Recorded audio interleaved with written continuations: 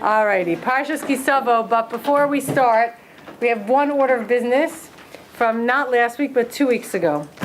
We spoke about the difference between Me'im and Me'et. And a few people asked me a very good question that I should have mentioned in the class. It's actually part of the class, and it just, I don't know, it vanished. But the big question is on a pasuk we say, in Lodavar Hashem Ori V'Yishi, such a beautiful kapitel, and we say it every day between Elul, Shmini Atzeres, and in that kapitel of Tehillim, there is a pasuk that says, Acha sha'alti me'et Hashem, Ota avakesh, shifti bebeit Hashem kol yemei chayai.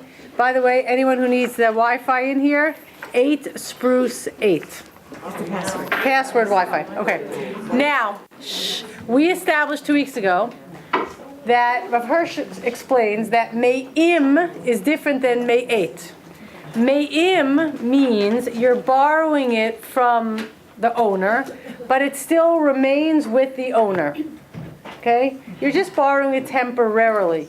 Remember 2 weeks ago we said we borrowed this like detachment from Hashem temporarily, but we're giving it back. We're going back to attachment. And Rav Hirsch says that Me'im, whenever the word Me'im is used, it means you're borrowing it, but it doesn't belong to you. However, when the word Me'et is used, it means you're taking it permanently. It's now yours. You've taken it away from the giver, the owner. So what does David HaMelech mean when he says, Acha sha'alti me'et Hashem? One thing, sha'alti, I borrowed, or I asked for, but I took it permanently. Sha'alti me'et, not sha'alti me'im. I asked if I can have it permanently. Osa avakesh, that's what I'm asking for. Shifti beveis Hashem kol yemei chayai. I should dwell in the house of Hashem all the days of my life, which means, doesn't mean the Beis HaMikdash, he didn't build the Beis HaMikdash. It means he should live as if he's surrounded, as if he's in Hashem's dwelling place. You know how we always describe a child in their parents' home? So clearly connected to the parents, so involved, mutually, right? That's what David wanted to feel like his whole life. But it's awkward. One thing I asked to borrow permanently, and that's what I'm asking for. So I heard this insight from Rabbi Per years ago, and it's just perfect. He said the word avakesh doesn't mean I'm asking for something. It means I'm looking for something that I used to have that I lost. For example, when Yosef was sent by Yaakov to go find his brothers who were shepherding, and it was after he had already reported his 2 dreams, which did not make him more beloved by them. Okay, they were not exactly thrilled with his 2 dreams. So they alienated him, and they disconnected themselves from him, and they did not feel brotherly-like to him at all. And when he went to find them, that's when they decided to, show him what's what, and rip off his coat and sell him and all that. So when Yosef went to find them, he said, somebody met him, he said, what are you looking for? And he said, Et achai ani mevakesh. I'm looking for my brothers. They used to be my brothers. They're not my brothers anymore. I'm seeking my brothers. So what David Melech is saying, Acha sha'alti me'et Hashem. Once, when I was younger, more inspired, before everything happened in my life, before all my challenges, all the ups and downs, there was only one thing that I asked you, Hashem, that I should have permanently, that I wanted it forever. And that was that I should feel completely enveloped, as if I'm dwelling in the home of Hashem. But I lost it, and I'm looking for it. I'm looking to restore that inspiration I had, that innocence, that single, wholehearted desire to have nothing more than that that's the only thing that will make me happy. And in that, I think we can all relate. Everybody had those times where they were, so inspired, so simply inspired. Then everything else paled in significance. But it's not easy to hold on to it, and we lose it. And then we want to seek it again. It's not so easy to retrieve. So that's how that pasuk could be understood. Do you mind if I give another Go ahead. interpretation? Come stand up for the camera. Okay. This is from Rabbi Rafal Pelkovitz, and it's Here. really, really beautiful. He says there are 4 types of shoalim. Come here. 4 types of people who borrow. That I don't know, Esther, what parsha is it in? One is a shoel tzedakah, one is a shoel chinam, one is a socher, and the last one is the shoel. What is the shoel? As Esther has said many times, it's not just asking, it's borrowing. So David HaMelech is saying, Achas sha'alti me'es Hashem.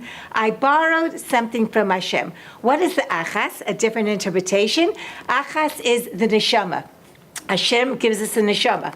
Me'es, we're keeping it. It is ours. We have these neshamas. But what happens when you have the different laws about people who borrow, people who rent, etc.?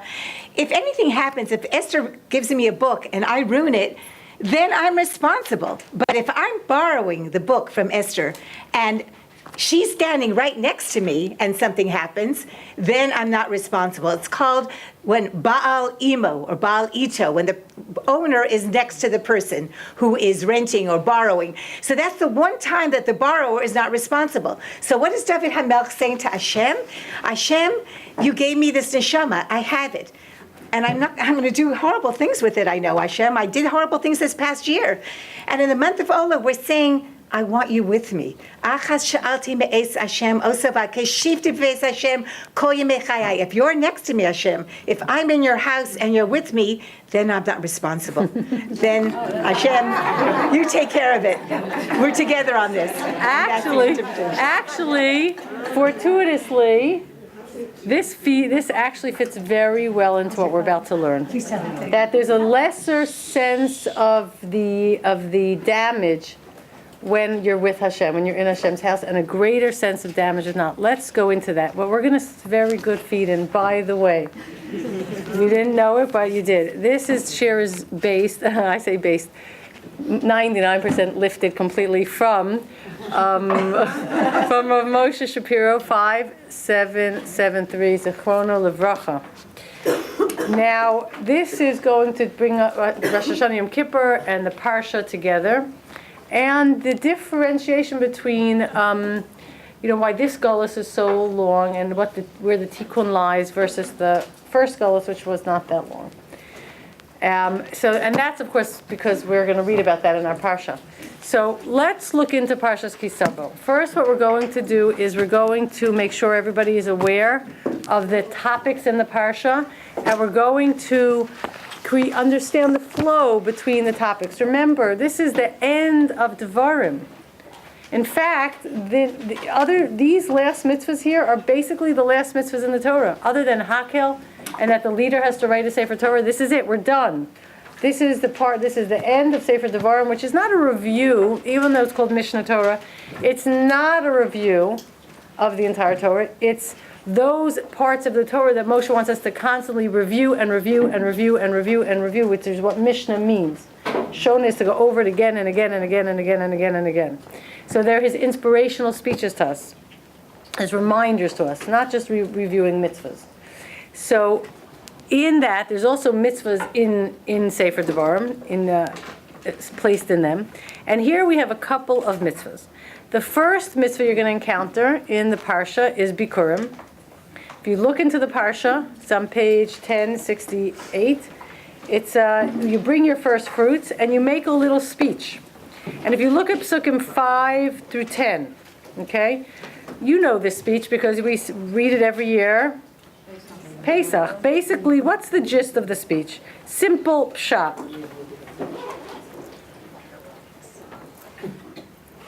What's this? Simple pshat.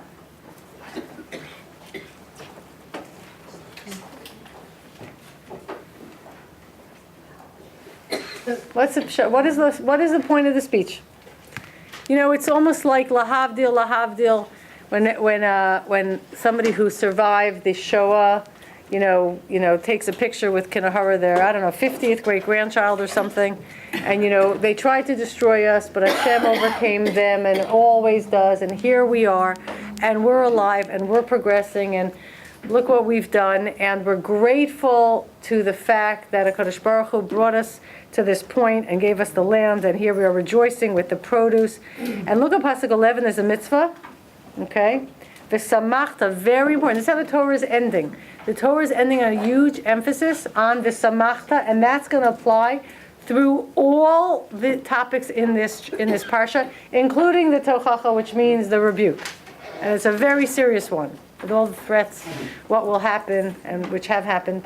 So, v'samachta b'chol tova asher nasan lecha Hashem Elokecha, you shall be happy. It's a mitzvah to be happy with all the good, even though there's bad, and yes, we're all going to die one day, and there's all kinds of worries, and Irma's brewing, and if it makes a right turn, everybody fill up their tanks tomorrow. I'm not kidding, by the way, their gas tanks.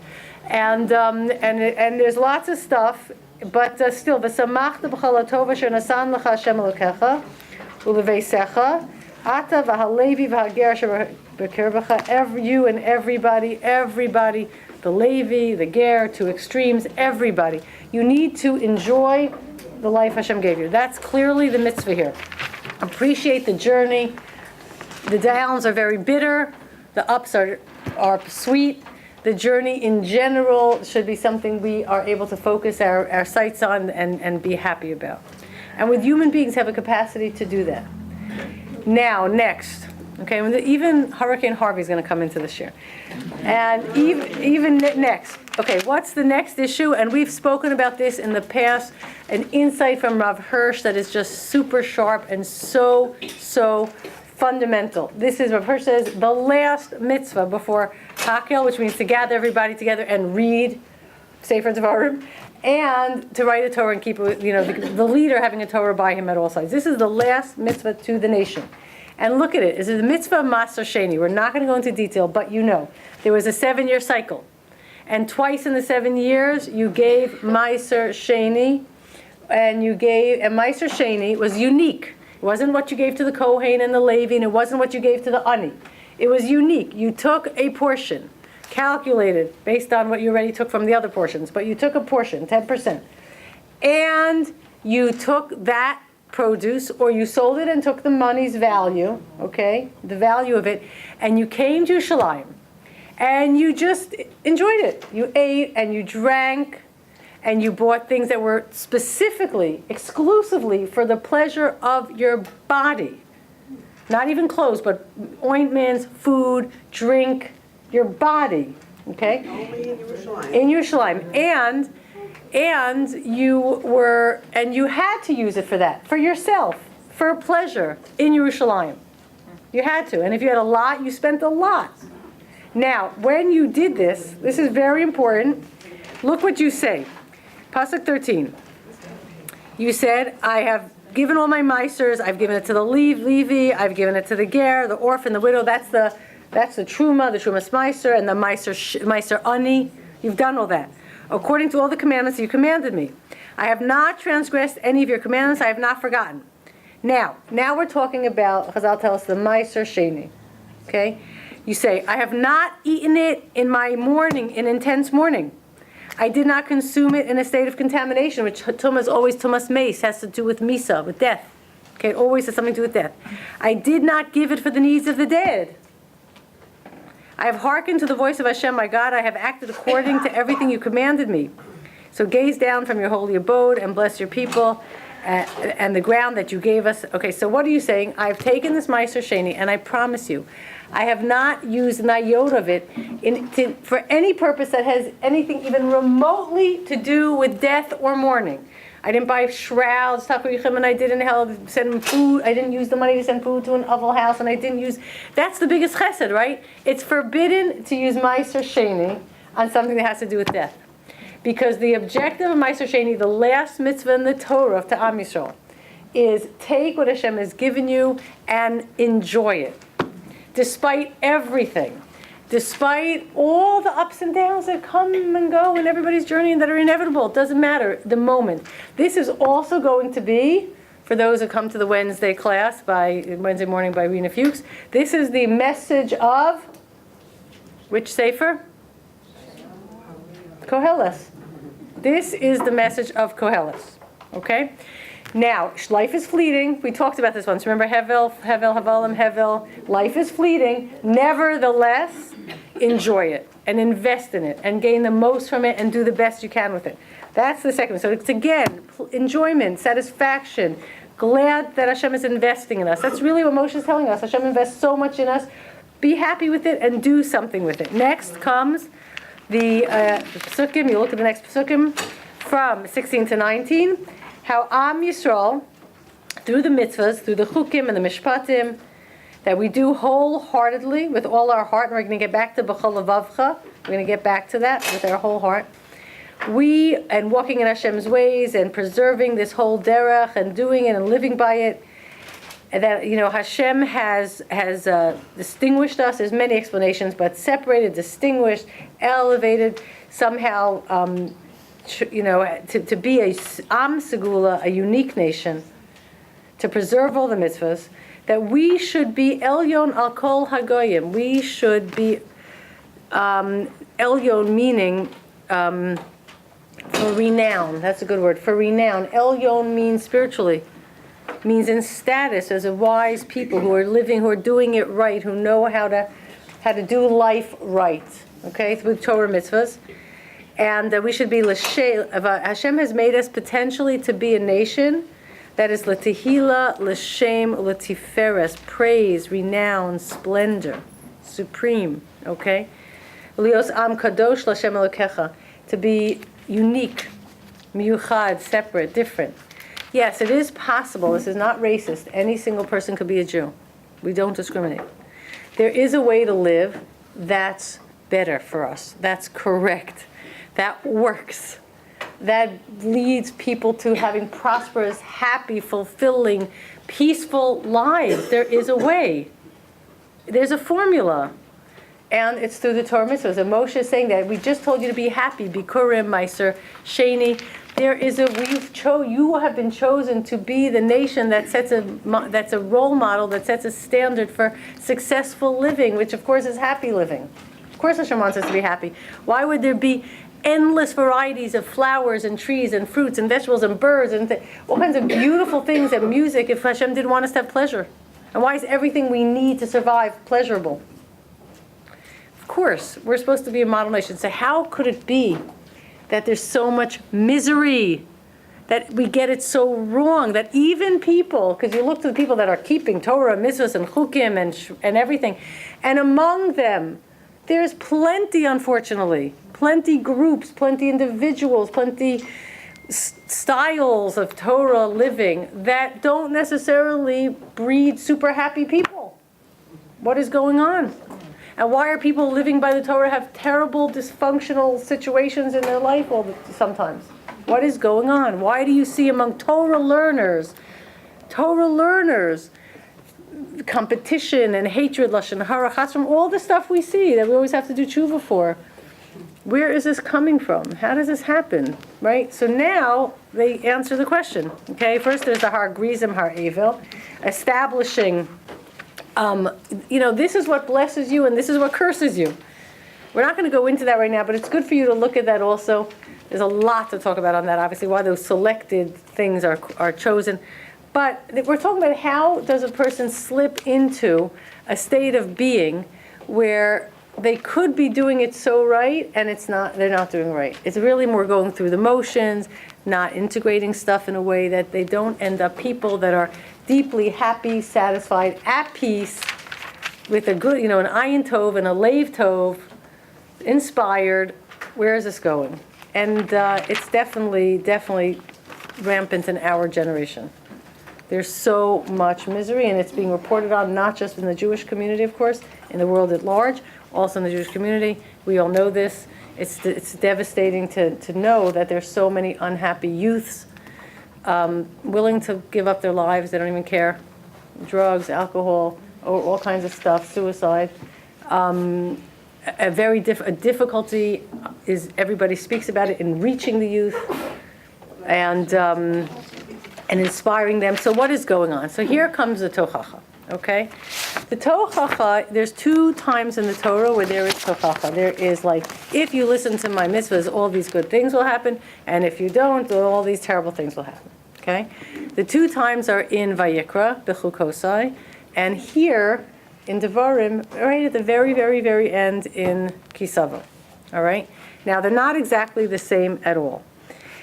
They are terrifying to read, okay? It's just terrible. We could read the bracha part. How about we do that? If everyone looks on page 1077, okay?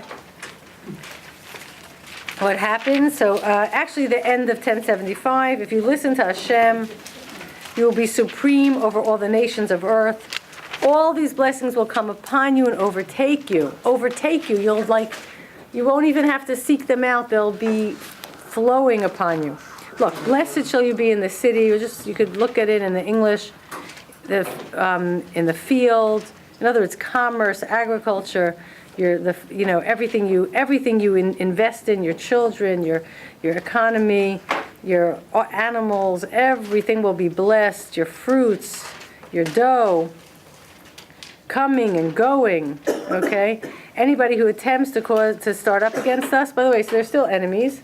But what happens if they rise up against us? They're struck down on the road. They flee before you. It's just like a bad idea. You'll be overflowing. You will be seen as the holy people. Okay. All the people of the earth will see that Hashem's name is proclaimed over you. They will revere you. This isn't so much the case today, right? He will open his storehouses. Hashem will open his doors of goodness, and the heavens provide rain. It's perfect. Okay. Read it yourself. Now, what not? What happens not? I'm not going to go through the details, but you should look at it. And it's very important to understand these curses or these sanctions or whatever in light of the ones in Bechukotai. And that's what we're going to talk about today. I wanted to know if there was a specific reason why 6 of the Shvatim were on one specific Hareva and why 6 of the Shvatim Yeah, were maybe on Mirza Hashem, maybe next year we'll do Har Gerizim and Har Eva. We haven't done it. Okay. But we're not going to do it this year. We're doing the Tochacha now, because that's a whole entire topic in of itself. But here, what we're going to do now is we're going to understand the 2 sets of Tochacha. Okay, so starting with Megillah 31b. Okay, it's taught in a brisa.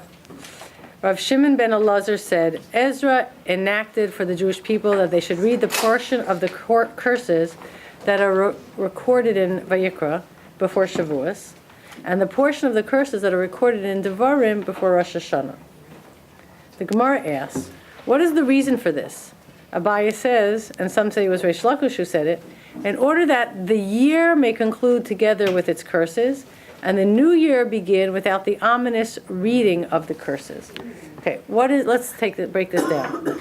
So 1 second. When do we read these Tochacha? We read it Shavuos. Ezra made it that we read Shavuos. And before Rosh Hashanah, that's twice.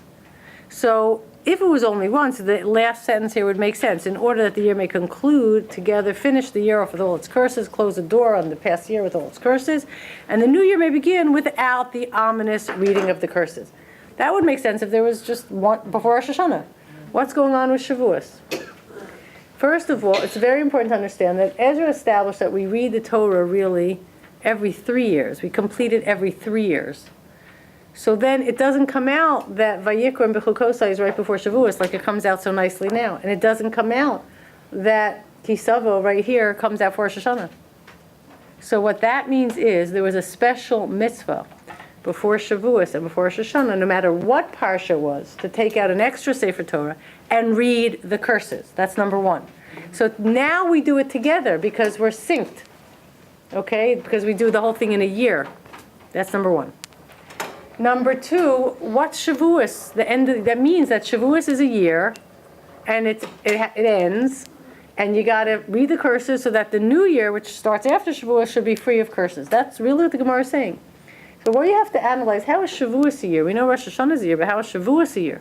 If you think a little bit, you know the answer. There's clearly two calendars for the Jewish people. The Jewish year starts, right? HaChodesh Hazel Lachem Rosh Chodashim. It starts in Nisan. The Exodus to Shavuos, that's its own time period. Shavuos seems to end that year. What we mean is not a cycle of 12 months, but a full time period, which is referred to as a year. And I'm not going to go into all the details here. Moshe goes into a lot of details, but it's a time period that ends. Shavuos ends it, and it's really the time period. What it means is the Jewish history, the Exodus from Egypt, Hashem's mission to us, the clear hashgacha of that time period, the receiving the Torah on Shavuos, the ideal Torah, the perfect Torah, the Torah as it should be when human beings are operating in a state of total awareness of Hashem, as it was in those times. That's one state of being, one year, so to speak. And that year can also have its ups and downs. And in that state, there could also be curses, and then that has to come to an end. In addition, there's another year. This is the year of Brias Ha'olam. That's Rosh Hashanah, creation of the world. And it's everybody's year. It's not just for the Jewish people. Everybody knows that. Everybody on earth has to take an accounting.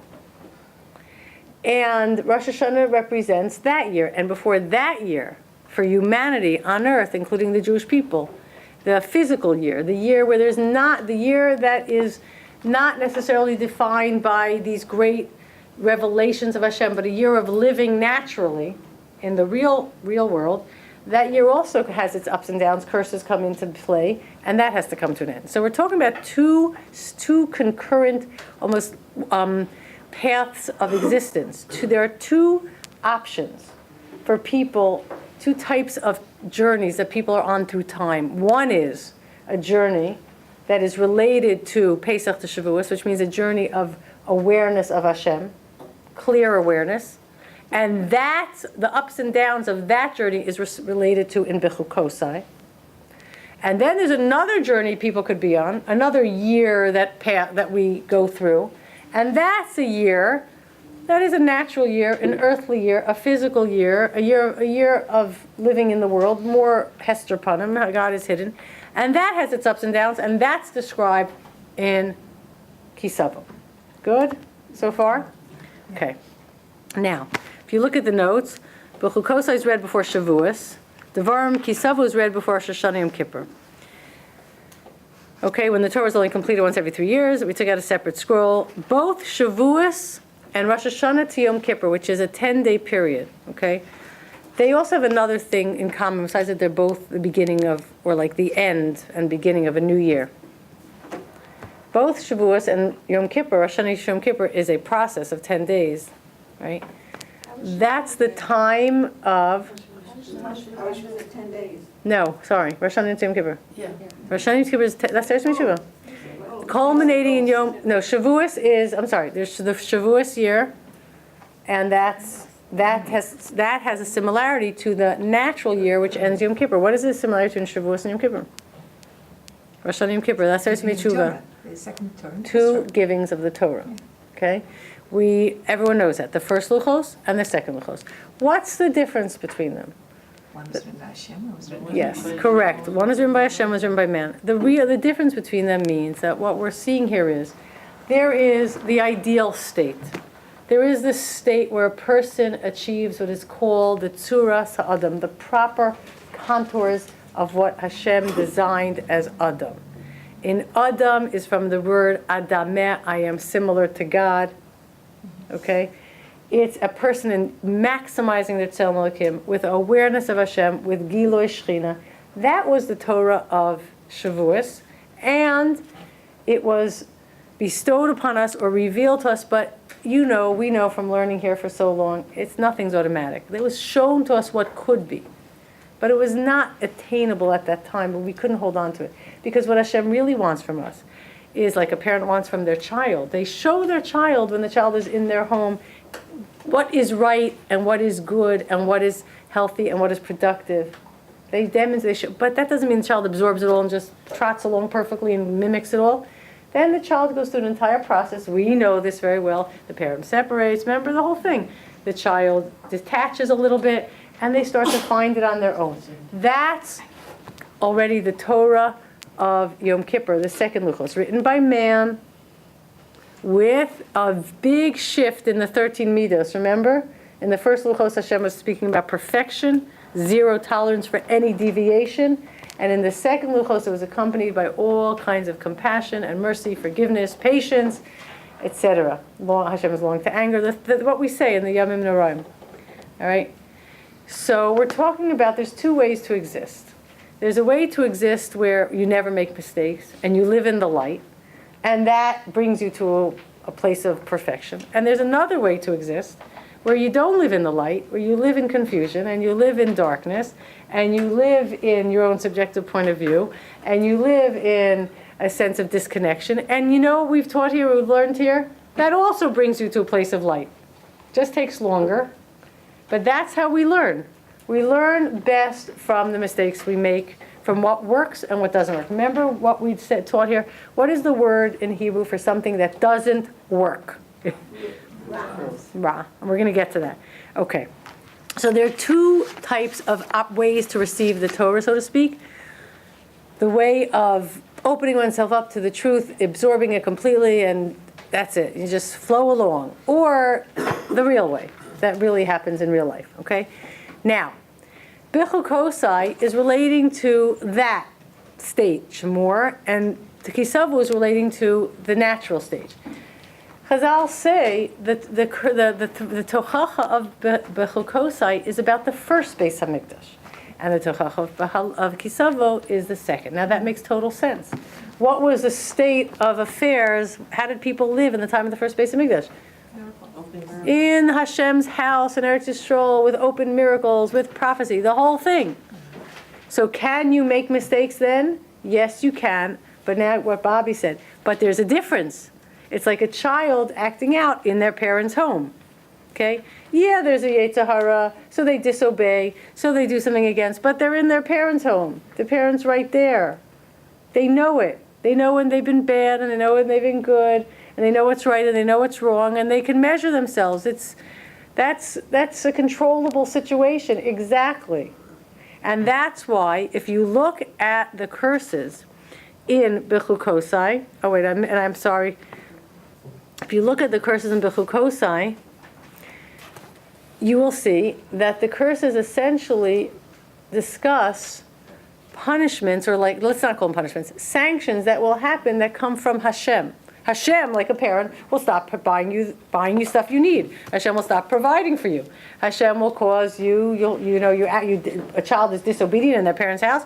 Fine, then the parent won't come to the child's aid. The parent, it's very clear and it's very obvious. The dangers that happen, the damage that happens in Bechukotai, are things that come from God, like Hurricane Harvey and Irma, and these type of things. Okay, God, they should protect us.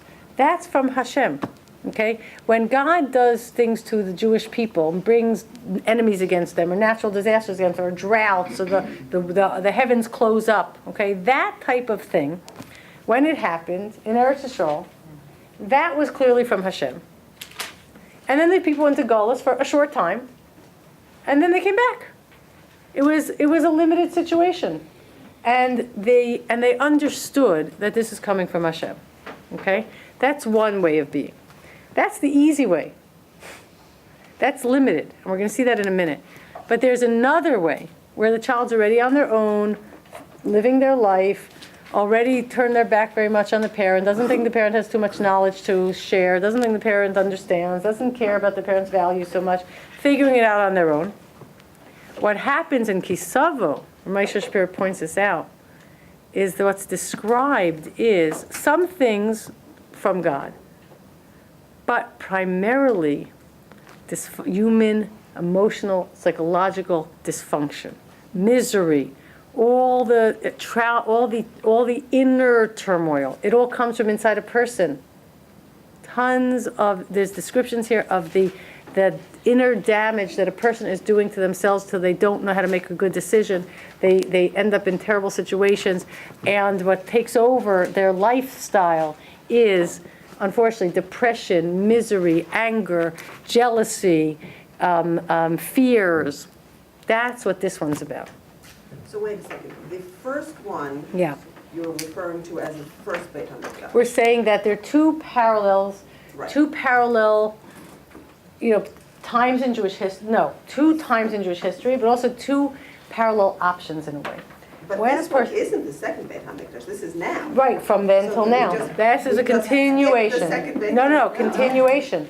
The gullus So it does the start. gullus of this after the second temple was was already a state of detachment, and that detachment got further and further and further and further, which Hashem, we've spoken about this. Why does Hashem let us detach and become so disconnected, so individualized, with so much autonomy, to the point that, and he hides, so we just have to figure out ourselves why. Why does Hashem give us this opportunity? It's fraught with danger. Might as well keep us all in the womb, remember? And we're all, that's it. But that doesn't last either. Why doesn't it last? Why does Hashem give us this freedom? Because all of existence is for this freedom. We will get it right. The message is you will get it right. It will be a very circuitous path, and you'll have a lot of ra, which means you'll hit your head on a brick wall, and you'll say, this isn't working, I'm miserable, and everybody else around me is miserable, and you'll look for a better path. Okay? And this is why way back in Bereshis, in Perek Beis, this is on page 2, Vayitzer Hashem Elokim es ha'adam afar min adama. Remember that? Vayitzer. We did this 2 weeks ago, and we're going to go back to it, maybe even last week. Vayitzer, 2 yuds. Look at the Rashi. It should be spelled with 1 yud. Vayitzer. Hashem formed man. 2 creations. A creation for the world, for this world, and a creation for the time of resurrection of the dead. Man can operate on 2 paths. Man could live for this world, or man could live in a way of, with a vision, with a connection to the future, the world to come. Tchias HaMesim. Depending on where you're at, okay, there's going to be different dysfunctions, different problems. Now, interestingly enough, okay, just to review, Shavuos represents the world of the Shekhinah being obvious, being in Hashem's house. A child could disobey in the parent's house, but it's clear that the sanction, the parent is not punishing the child to get back at the child, it's to teach a child a lesson. And that's coming straight from the parent, and the lesson is learned, and that has to do with the Chorban Bais Rishon, and that short gullus that followed, and the restoration. That's Shavuos. And that's really more din, more absolute demand for, the parent is still enforcing their plan, their way. This is also going to be called in a second lifnei Hashemesh, as opposed to Tachat Hashemesh, which we're going to see comes from Koheles. The other type of lifestyle is what we have Yom Kippur for, the second Luchos, trial and error. Okay, there's a lot of rachamim involved because we make a lot of mistakes. We still learn our lessons though. And this is called Tachat Hashemesh. So Koheles starts out, chapter 1, pasuk 3. It says, Ma yitrun la'adam. What is the benefit for a human? It doesn't mean Jews. Human beings, this is the human dilemma. And we're supposed to be the light in the nation. We're supposed to be, we just read it, the best example of what to do so you could get it right. So, Ma yitrun la'adam, what is the benefit to a human being? B'chol amlo, in every single thing he invests his energy in. Sheyamo, Tachat Hashemesh, under the sun. Under the sun means in the world of, the physical world where I lead, I set the direction, no awareness of, no eye to Hashem. So look here, okay, this comes from Gemara. My Yisron, we didn't write the source here, I have it here actually. My Yisron la'adam b'chol amalo sheyamol tachat Hashemesh. Vayomer, we'll read it in English here. Okay, what is the benefit for a work a person does beneath the sun? Okay, so the sages of the school of Rabbi Yanai said, by inference we learn, the following. They're very cryptic here. Tachat Hashemesh hu de'ein lo kodem Hashemesh yesh lo. Tachat Hashemesh hu de'ein lo. Under the sun is where a man has no profit. Kodem Shemesh Yeshlo. But before the sun, he has profit from his labor. What does before the sun mean? It means when above the sun, not subject to the rules of the physical world. Engaged in the study of Torah, which preceded the sun. Then a person has profit. In other words, in Koheles, every time, and it keeps saying, Tachat Hashemesh, Tachat Hashemesh, what is the worth of anything? Tachat Hashemesh means, what is the worth of anything? If you're operating exclusively below the sun, with no understanding of the big picture, of your mission, of what Hashem wants from you here. You're going to put so much effort into going in so many different ways, and it's all going to end in disaster. Look at what the world has attempted, all the societies, all the governments, all the lifestyles. There's been endless experiments. Nothing makes people perfectly happy, serene. There's no utopian environment that anyone's figured out yet, because if there was, we'd copy it under the sun. Okay? So what about what you always say about the moon and the sun, Rachel and Leah? No, not, it's too much, but you can extrapolate. But you'll see in a second. There's a bit about the moon in 1 second. But above the sun, when you have an eye for what Hashem is teaching us, then all your efforts have profit. All your efforts have benefit. In other words, even when a person is going through the year that ends in Rosh Hashanah, the year that has Yom Kippur Torah, the year that we learn from trial and error, as long as a person is learning and getting there and constantly checking themselves against the higher standards of what Hashem wants and is trying to do things correctly, the journey will get them to the right place. Guaranteed. As long as a person is trying to get to the right place. Everybody says, mitoch shelo lishma ba lishma. If you do it without sincere, proper reasons, you'll get to a point where you'll do it shem shamayim, for the right reasons, for God's sake. So my grandfather said, the only way you're going to get your what you're doing that's completely for ulterior motives, for your own kavod, for your own pleasure, for your own whatever's triggering you at the moment, you have to react to it. The only way anything's ever going to be l'shem shamayim for the sake of heaven is if you want it to be l'shem shamayim. But if you don't, it never will be. It will stay not l'shma forever. So you have to have an eye to it. Then if people go through the process in life and invest and enjoy, like we said, and try their best and make mistakes and then pick up and go forward, then you'll get there. So this catchphrase is the one we're going to use now. Kodem Hashemesh or Tachat Hashemesh. Bechukotai threatens us with blows that we receive from on high, like a child in their parents' house, and includes restoration of Am Yisrael. The end of the goals is described in the last few psukim.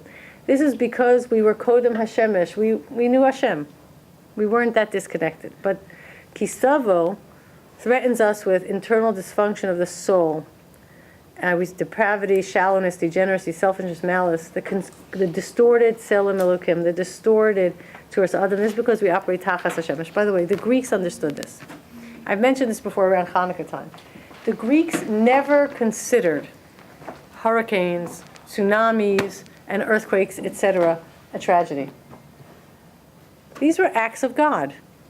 And the interesting thing is, when God acts upon us, like we saw here in Sandy, and again in Harvey, and when Hashem comes down hard on us, guess what happens? What do?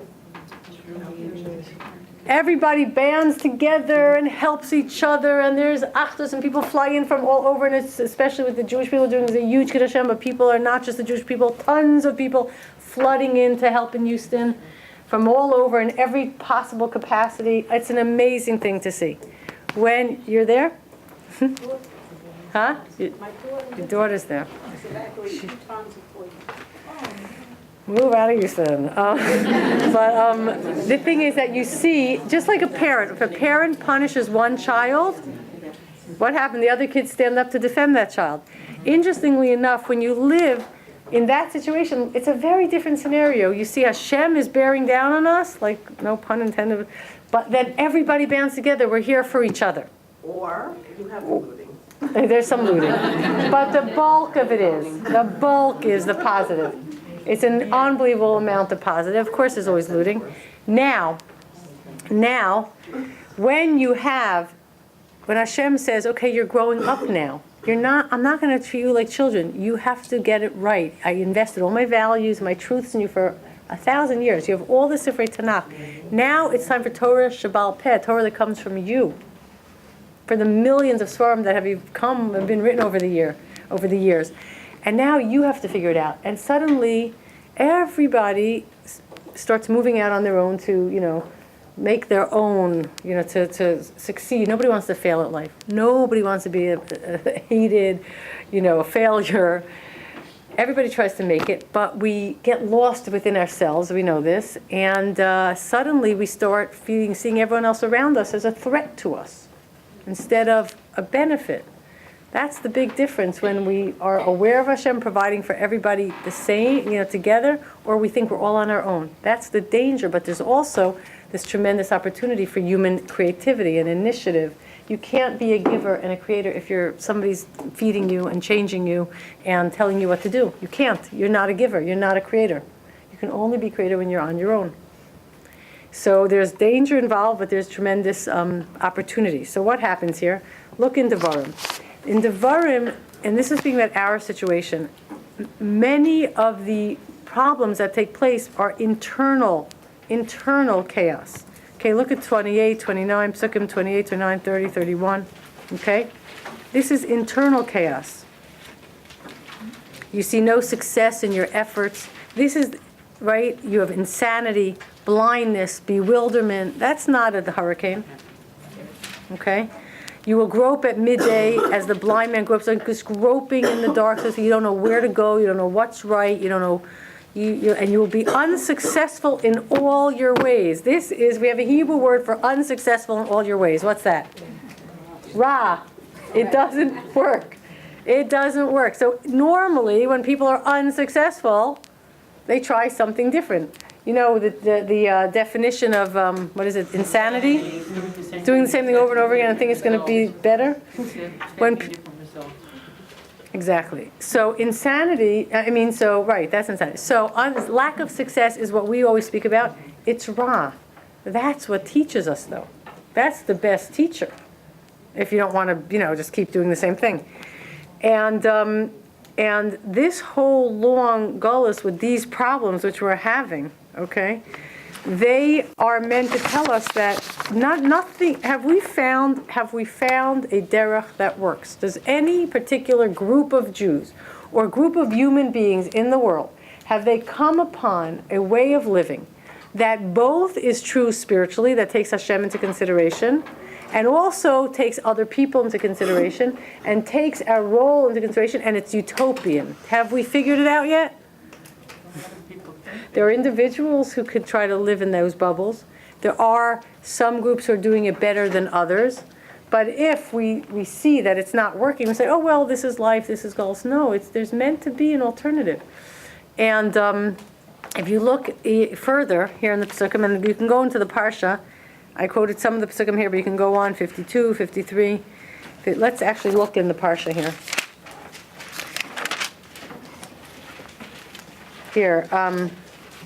Here, if you look in 54, this is what Rav Moshe points out. The man among you who is tender and delicate will turn selfish against his brother and the wife of his bosom, and against the remaining children that he has let survive, not to give even one of them of the flesh of his children that he will eat. Right. The tender and delicate woman among you had never tried to set the sole of her foot on the ground because of delicacy and tenderness will turn selfish against her husband of her bosom and against her son. In other words, just each man for himself. When Chazal say the compassionate fathers or mothers ate their children, it doesn't necessarily mean literally. Where a parent's interest comes before the child's, where a parent consumes the child. In other words, a parent just doesn't have enough to give to the child. They take it for themselves first. In fact, they use their child. Their child's a prop in their show. Their child is an extension of them. And if the child doesn't do what they want, they have no use for their child. There's no place for that child. So instead of understanding that the child's a whole person, a creator, a human being with thoughts, and trying to have that child be heard and seen and understood, they just, try to manage their kids in a way that best suits them. That's the consuming of the children. And that's because everybody is trying to, either establish themselves or soothe, somehow have something that makes sense, or seek out endlessly self-soothing mechanisms like drugs and partying and drinking and because they're miserable, because they're running, because they don't know what to do with themselves. This is the situation. Now, so what happens here? So if you look further, there's a long, long piece from the Zohar Chadash, Parshas Ki Tavo. Okay, I brought the whole thing so you could read it, print it out later, read it later.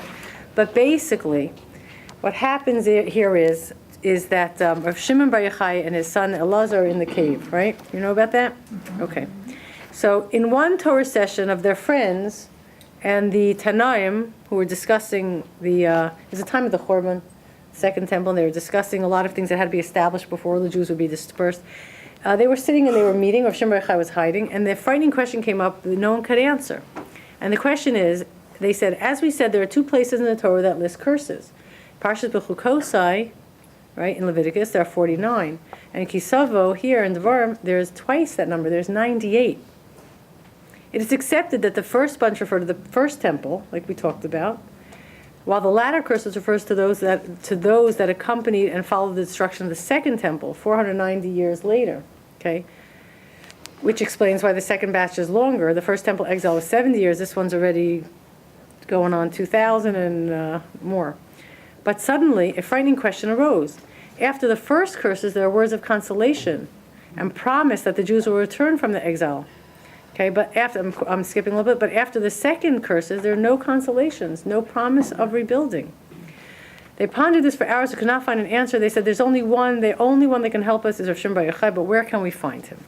Now this is all very allegorical, also what we're about to read, don't forget it's the Zohar. They pondered this for, the Zohar continues that the next day one of the group of Yossi Bar Yehuda saw a formation of birds in the sky, followed by a dove. He called to the dove and said, from the time of the flood you were faithful to do your job, you represent the Jewish people, please take this question to Rabbi Shimon Bar Yochai. He wrote the question on a paper, the dove swooped down, picked it up in its beak, and miraculously flew. It could be literal also, but also deeper meanings which you can think about. And miraculously flew directly to the cave where Hashem and Am was. Okay. They opened it, saw it was from the Holy Committee, began to weep when they remembered their holy friends. When they calmed down and read the question, they began weeping even more. Broken-heartedly, Rav Shimon cried out in pain. Ay, what will happen? Now he's talking about us. Okay, by the way, this is not a medrash like the midrashim that Chazal bring. Okay, it's not. It's the Zohar Chadash, which is not even. It's a Kabbalistic work. Okay, with these things, it is trying to tell you. It's trying to give us some ideas, but it's not. I just want to differentiate it from one of the real, midrashim on the Torah. What will happen when the later generation asks this question and cannot answer it? Will they not be confused and stop awaiting redemption?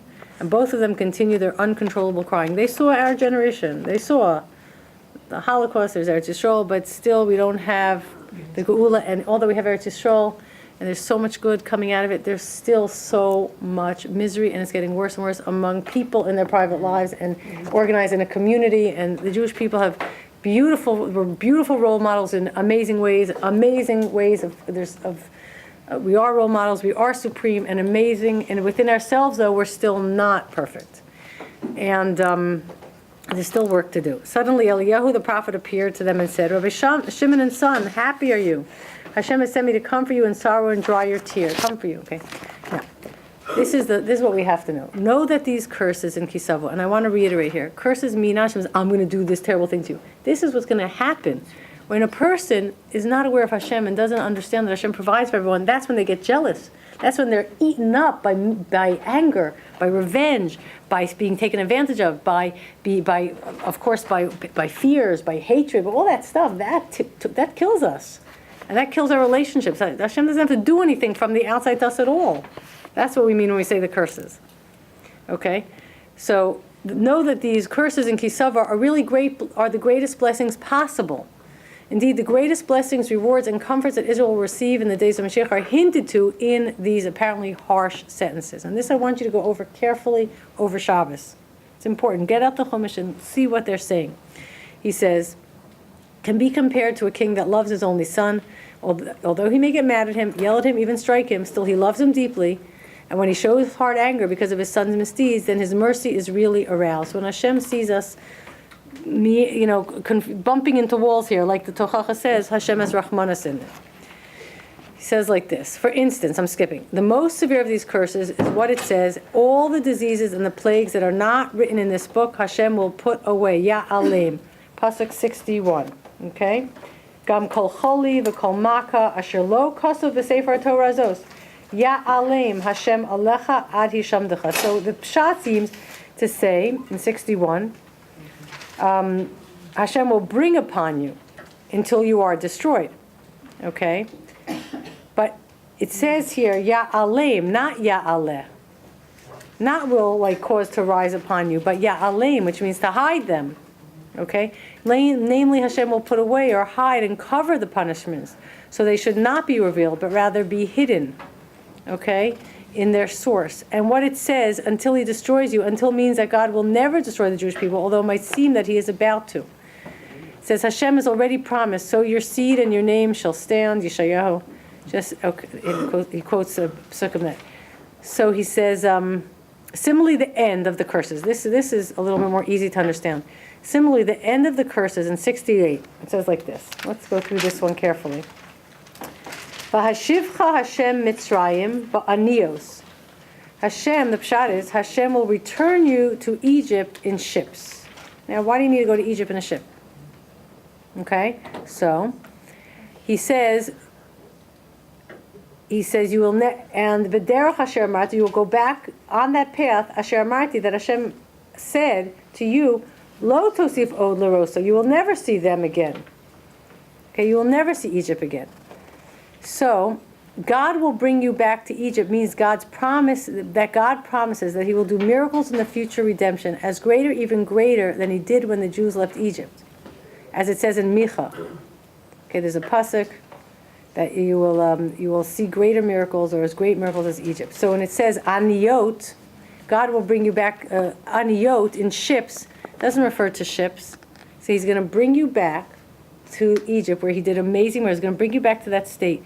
But from aniyot, from poverty, not economic poverty, from poverty, you're poor in terms of lost, without hope, poor of ideas, poor of understanding, and that's going to get you back to a place of the greatest redemption. Okay, and it also hints at the ships that all the enemies of Israel will attack the Jews with the intention of destroying Hashem's people, but Hashem will cause the ships to sink and be destroyed in the sea, as occurred by the Red Sea. In other words, the weapons aimed at us, they will be destroyed as the chariots and the of Egypt were destroyed in the sea. So he goes on to explain that that really hidden in here are threats, but the threats are really written in a way that they're promises that the worst will never happen. Of course, the bad things happen, and they're all absolutely positively. This path also will get us to the destination. And Moshe does point out something. He says, built into here is also the lowest possible form of human dysfunction, the worst state you could get to. He says like this. He says, when you go to Egypt, here, hold on,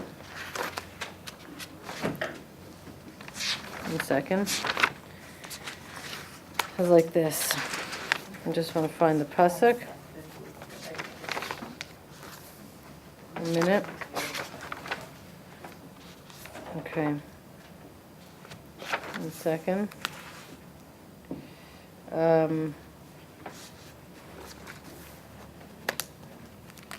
Here. Pasuk 68, okay? Hold on, let me see, doing this here. Okay. Okay, I'm sorry, I didn't finish the pasuk right. V'hit machartem sham la'ovecha. What's v'hit? What is hit pa'el? So what's v'hit machartem sham la'ovecha la'avadim u'l'shafachos ein koneh. You'll sell yourself, and they don't even want you. You will offer yourself to them, to sell your soul to them, for them, and they're not interested. That's the worst state the Jewish people can get into. That describes the last couple hundred years when the Jewish people sell their souls to the nations of the world to be accepted. Not even to be accepted, to be tolerated, to be allowed to exist as a servant. Totally abandoning our mission. They don't even want you. But the state that a Jewish person gets to, where they are self-hating, where they condemn everything that Jewish people or Eretz Israel does, and even if they're right, not that Eretz Israel's, the state of Israel is doing everything perfectly, but the pleasure to undermine the Jewish people every possible way that, the guilt, the hatred, the self-hatred, the wanting to assimilate as much as possible, turn their back on the Jewish people, see the Jewish people in a bad light, that's what it's talking about. And they don't even want you. how far can the Jewish people fall from our role as supreme, as a role model, as living a successful, happy, productive, spiritually engaged, life. This is the second goals. But these things are the best lessons. These are the best lessons, as long as we still have an eye open to learning these lessons. So the Zohar Chadash says it's all built in here is also, it's true, it's not stated publicly. Oh, Rav Moshe Pirin points this out also. It's not, the redemption is not stated publicly because the klalos are not public. On the surface, they could be doing mitzvahs, living a Torah lifestyle. It all looks good. The curses are all internal. Eventually, they become apparent when chas v'shalom somebody, does something terrible, but the curses are inside, and therefore the redemption is also hidden, secretly hinted to in the story. It's all happening internally, and let's end with this idea. We always speak about this. There's nature and there's human nature. Nature, Hashem can use nature to prove a lesson. That's the first base of Mikdash. That's the acts of God. Okay? That's when it's clear and obvious. Hashem uses nature. But Hashem does not want us to be little babies forever where he takes, he punishes us with, droughts and hurricanes and these type of things to teach us lessons. All right? Hashem wants us to grow up and figure it out on ourselves, and therefore Hashem lets us take things, do that, and then there's pain and suffering, but there's also growth. Now, you're probably wondering, and I don't have a good answer for this, nobody does. It's almost like we have both. We have the acts of God and the internal problems and the widespread, I don't know, misery and frustration and dysfunction and pain and suffering. We seem to have both, right? So I just want to mention, I didn't put it in the notes, one thing that acts of God do for us is they make us realize there's no one to turn to except God.